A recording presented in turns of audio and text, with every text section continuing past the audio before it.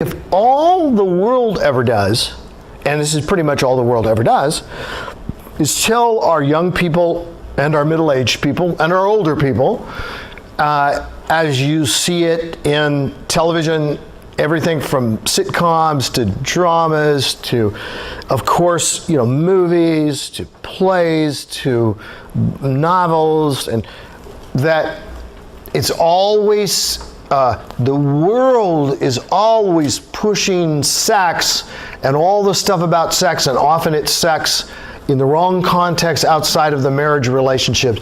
I mean, most of the passionate lovemaking that is on television and movies and books, is it mostly people who are married to each other?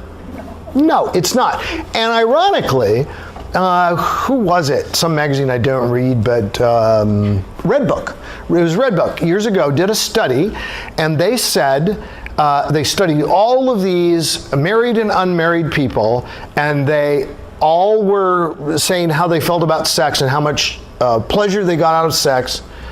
And then they had the people who had multiple partners, but they weren't married, and they're enjoying all of these relationships. And then they had all of these married couples, including older married couples, and they concluded that the most sexual pleasure and satisfaction and well-being is experienced by married people. And then they broke it down by younger and older, and it was the older married people, those who had been married longer, who had learned together to enjoy the sexual relationship in the context of the intimacies of marriage. Would you ever imagine that to be the case, just judging by what you see and hear? You wouldn't.